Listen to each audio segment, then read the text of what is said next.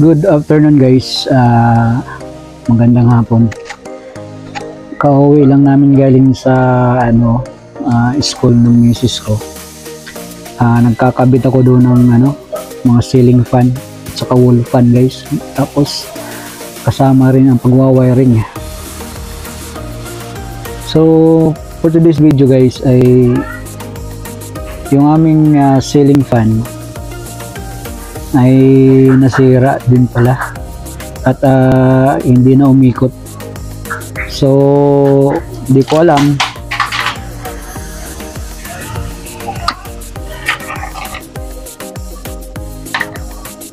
kung thermal fuse to o nag-stock up lang, kaya tatanggalin ko muna dun sa taas guys. So yun yung gagawin natin mga ka-DI ngayon. Electric fan na naman, ceiling fan pala. So tune in lang kayo mga ka-DI.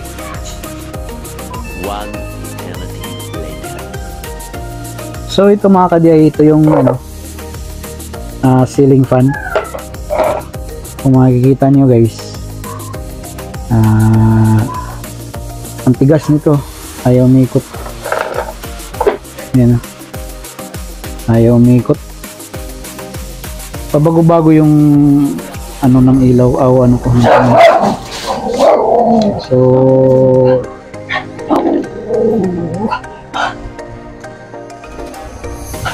titingnan natin ito mga ka-DI.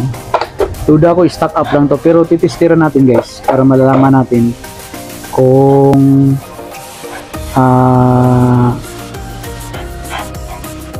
hindi nasira yung thermal fuse. Kung ito, pag tinitester natin to, itong dalawang linya niya, yan, pag pumalo yung tester natin, ibig sabihin may resistance siya, so may continuity, so buo yung motor natin. Pero pagka hindi pumalo yung ating tester, ibig lang sabihin nadali rin yung thermal fuse natin dahil sa pag-stack up ng ating ceiling fan, hindi mo umiikot, tigas. So yun, ilagay ko yung tester guys para malaman natin. So ito mga ka-DI, testeran natin to para malaman natin kung okay pa ba yung thermal fuse niya o hindi na. Dahil kung minsan kasi guys, pagka huminto yung ating electric fan, tumataas yung amperahe niya, and then magkukost niyan na madadamage yung yung thermal fuse, dahil siya yun ang nagbigay ng protection sa ating motor, kaya bumibigay siya. Tulad nito, ang tigas-tigas, ayaw umikot. So may posibilidad na nadali yung ating thermal fuse. Pero pag tinester natin to, pumalo yung ating tester, so ibig sabihin buo yung thermal fuse niya, stock up lang to.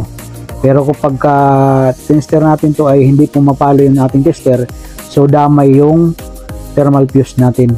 So papalitan din natin, kung mayroon naman akong pamalit, papalitan natin guys. At saka ito, ayusin ko rin to dahil naging stock up siya. So testerin natin mga ka-DI. Ang hirap mag-tester na mag-isa.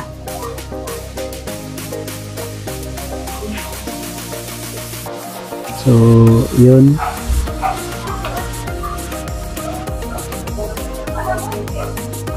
so yun guys, yan. So tingnan natin tester pag i-short natin,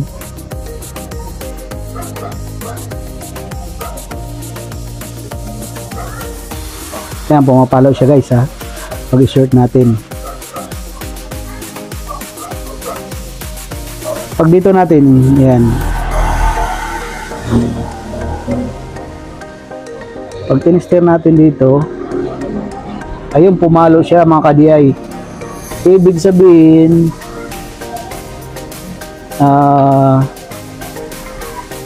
Ibig sabihin buo yung thermal fuse niya, no? Pumapalo. medyo may resistance din mga ka-DI. So linis lang tayo nito dahil stock up lang yung motor natin. Mabuti naman para hindi na ako mapagod. So yun guys, so stock up lang talaga siya kaya hindi umiikot mga ka-DI. So ganun lang mga ka-DI mag-tester. Kung may continuity siya, ibig sabihin buo yung ating thermal fuse. Pagka wala siyang continuity, sira yung ating thermal fuse. So yun mga ka-DI. One eternity later. So ito mga ka-DI, nabalatan na natin. Okay na okay pa naman yung winding niya guys. Makintab pa yung coil niya. So ito guys yung gearbox. So pwede din ninyo ito tatanggalin kung halimbawa mag-repair kayo. Lagyan lang niyo ng grasa mga ka-DI. Pwede. Buksan lang niyo ito. So kung tornilyo na ito, 4 na tornilyo, mabubuksan mo ito, mahuhugot. Pwede mong lagyan ng grasa yung mga gear niya dito na plastic gear guys. So yun. So tanggalin natin itong 4 na tornilyo dito para mabaklas natin to, at saka ito mabaklas natin, mahiwalay natin guys, para maigi natin malinisan yung bushing niya dito at saka pati itong shafting para malinis natin na maayos. Gamit tayo ng yan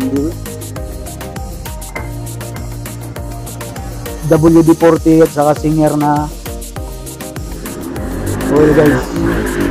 So yun ang gagamitin ko sa paglinis rito. Tapos pagbalik natin, ito yung ilalagay ko sa shafting at saka sa bushing, itong Singer natin na lamps guys. So yun, tune up lang kayo mga ka-DI, tune in lang kayo mga ka-DI. One eternity later.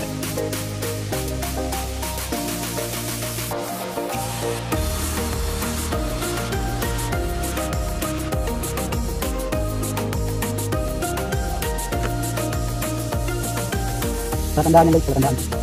Para pagbalik mo, mabalik mo ng ganyan. Siyempre.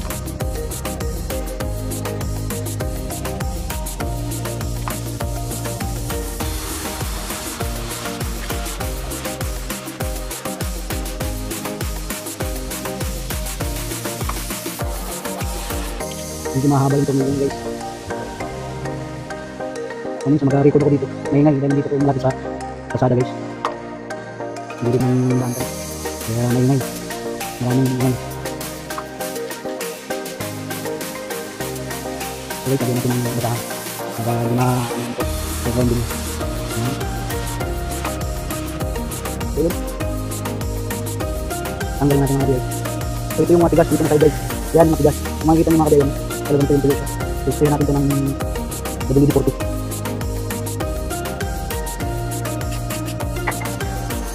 Yan, malaw na. Ganun na siya, nandun na kagad. Yan o, tanggal na kagad. So kung makikita nyo mga kabayan, grabe ang dumi. Pinalawang guys. Yan o, kita nyo, yan o. Yun yung napapahinto. Yan. Palinisan natin yung mga kabayan. Pati itong buhos nyo, grabe. Yan. Grabe, ano? So maglinis tayo nito mga kabayan. Gamit lang tayo nitong ganito. Itong basahan ganito. Tapos isutin natin ng tulad. Ganyan. Ano? Dahil ispihan natin tulad ng ano. Kung pwede rin, ispihan natin ng ganito. Yan. Tapos, yan. Isutin natin. Yan. Yan ang maglinis mga kabayan. Yan. Yung kita nyo. Kaya din. Yan. So grabe talaga. Una pa lang kasi ito na pagtanggal mga kabayan. Siguro madalawang taon na ito binili na pinta namin. So yun lang, hindi naman hindi ko na gawa mga kabayan. So yun, malinis nila guys. Dito naman, kaya natin. So tanggalin natin ito guys. Ito yung speaker niya. Yan. Tanggalin natin ito guys. Tanggalin natin ito. Bilis. So, speaker ito. Yan mga kabayan. So tanggalin natin ito. So yun. Bilis niya. So medyo may kain ito. So yun natin.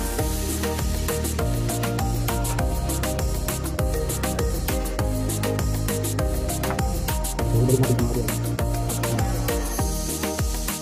Dito, pwede natin. Linis. Linis na mga kabayan. ibalik natin ito rin mga lagay. Spacer ko mga kabiyay. Yan. So, ganun lang mga kabiyay. So, dito naman sa kabila, wala eh. Malinis eh. Pero lagyan pa rin natin yung linisin. Bago natin salpak, lagyan natin ng malamis. So, kung makikita nyo guys, ang linis ka ng oil na. So, yun. So, kung lang mga kabiyay ng ganito. Dito na kailalim. Para malinis din. Para malinis guys. So, bago natin balik ito, lagyan natin ng vinegar. Yun. Yun guys. Dito. Yan. Para may pampadulas lang siya. Ibalik natin dito. So, yun. Yan. And then, balik natin ito mga kabiyay. So, titignan natin yung gatla natin kanina. Yan. Ibabalik din natin yung kung saan yung may gatla. So, yun ang pagkandaan natin guys. Yan.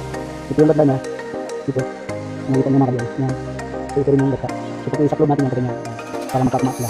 Magkakakat sila. Para itong ilagyan pa kanina ng gatla. Ilagyan muna natin ng cake.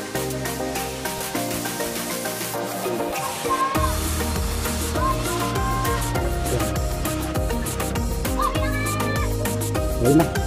So, balik natin yung toril yung mga kabiyay.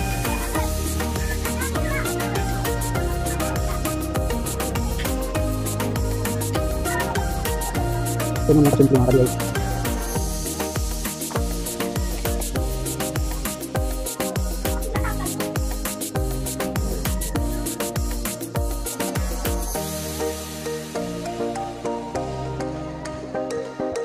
Balik na natin yung toril yung mga guys para testing natin. Sa ating kaninang pag-testing, wala namang diferensya yung thermal fuse na. So, sana mga kabiyay, mayroon kayong wala naman doon sa kabuhan na nag-repair tayo, nag-DIY tayo sa ating bahay. Nakakita tayo ng paano sa gawin, paano sa buksan, paano sa linisan. Ito lang mga kabiyay ay mga simpleng tinis na ating gamit sa bahay.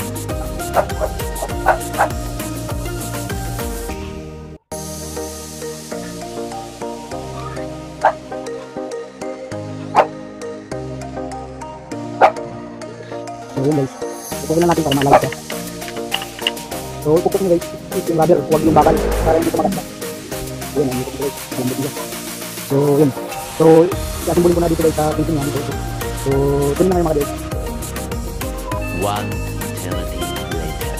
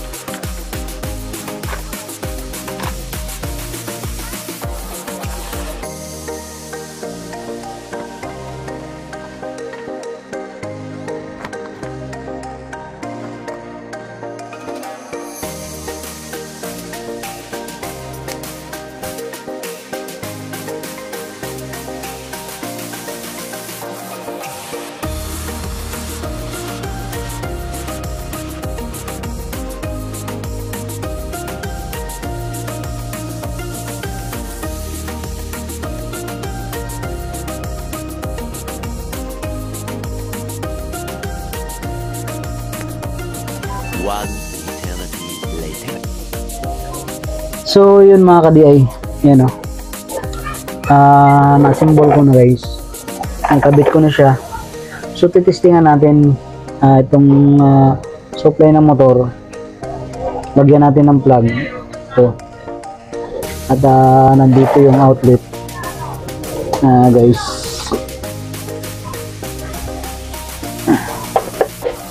Yan, yung outlet. Titestingan natin mga ka-DI. Dugtong lang natin to.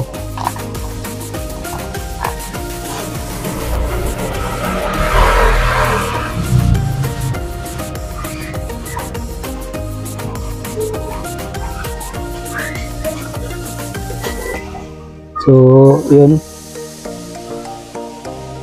Yan, dinugtong natin mga ka-DI para may matingnan natin to na mayroon ng gumagana na to yung motor na to.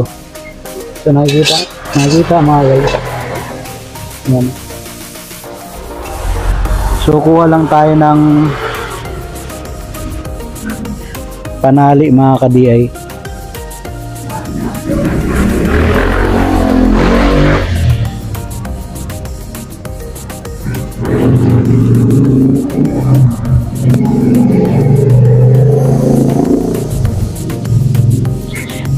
Ito guys, lagyan natin ng electrical tape para makita natin kung umiikot na o hindi.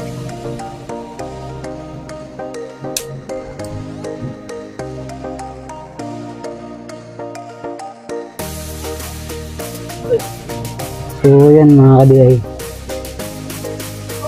nakikita ba nyo guys? Yan. So hawakan lang natin to para hindi mag short. So jog lang natin guys.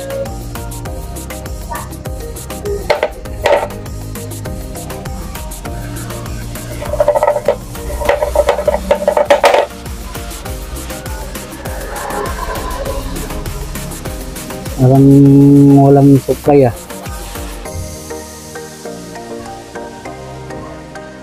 Wait lang